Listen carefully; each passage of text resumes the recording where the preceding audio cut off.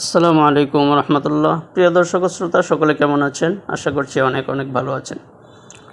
আজকের এই ভিডিওটি মূলত তাদের জন্য যারা একদমই ইউটিউবে নতুন ইউটিউবাররা শুরুতেই ভিডিও আপলোড করে কিন্তু সেখানে বেশি পরিমাণ ভিউজ আসে না। কারণ হচ্ছে তারা ক্যাটাগরি সিলেক্ট করতে পারে না, এজন্যই তাদের ভিডিওতে ভিউজ আসে না। আপনি যদি ক্যাটাগরি সিলেক্ট করতে না পারেন তাহলে কি সমস্যা হতে পারে দেখেন।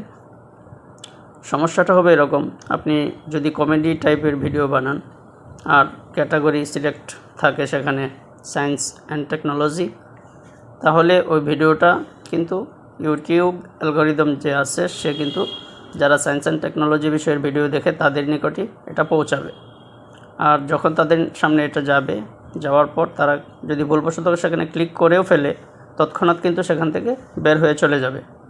আর যদি বের হয়ে চলে যায় আপনার ভিডিওর রেপুটেশন খারাপ হয়ে যাবে।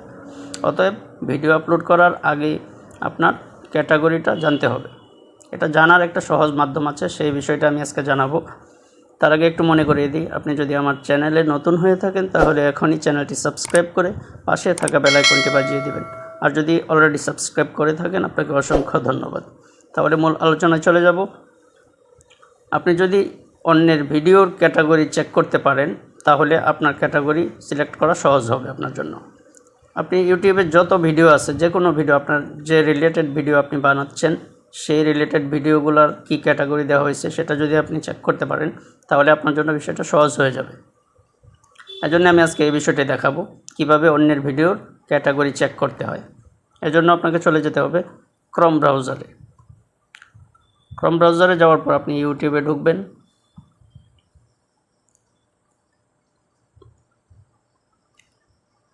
ইউটিউবে ঢোকার পর আপনি যে রিলেটেড ভিডিও বানান সেরকম একটা ভিডিওতে আপনি ক্লিক করবেন।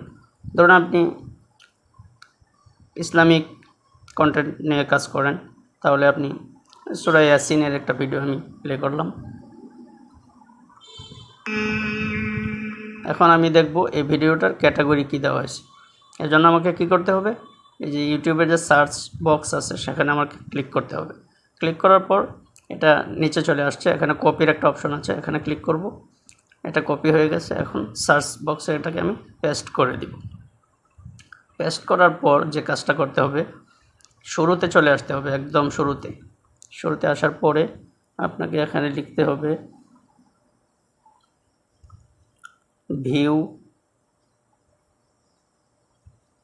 ভিউ লিখে একটা হাইফেন দিবেন। দেওয়ার পর আবার লিখবেন সোর্স, SOURCE, সোর্স লিখে একটা ক্লোন দেবেন। দেওয়ার পর জাস্ট গো। এখন এই ভিডিওর যে সোর্স কোডটা আছে সেটা চলে আসবে। সোর্স কোডটা আসার পরে আপনাকে থ্রি ডটে ক্লিক করতে হবে। ক্লিক করার পর ফাইন্ড ইন পেজ থেকে ক্যাটাগরি এখন সার্চ করতে হবে। প্রথমে যে ক্যাটাগরিটা আসবে এটা হবে না, আপনি আবার স্ক্রল ডাউন করবেন। দ্বিতীয় যেটা আসবে সেখানেই ক্যাটাগরিটা দেওয়া আছে। এই যে দেখুন ক্যাটাগরির পাশে এডুকেশন। অতএব এই ভিডিওটা কিন্তু এডুকেশনের আন্ডারে দেওয়া হয়েছে, এর ক্যাটাগরি দেওয়া হয়েছে এডুকেশন। এখন আপনি যদি ইসলামিক কন্টেন্ট আপলোড করেন, কোরআন তেলাওয়াত বা কারি শব্দের অন্যান্য তেলাওয়াতের ভিডিও যদি আপলোড করেন তাহলে সেখানে ক্যাটাগরি দেবেন এডুকেশন। ঠিক আছে, আজকের ভিডিওটি এই পর্যন্তই। ভিডিওটিতে যদি আপনার উপকার হয় তাহলে একটি লাইক ও কমেন্ট করতে একদমই ভুলবেন না। আপনার ইউটিউবে সফলতা কামনা করে ভিডিওটি এখানে শেষ করছি। পরবর্তীতে দেখা হবে আরও অন্য কোনো ভিডিও নিয়ে। আসসালামু আলাইকুম রহমতুল্লাহ।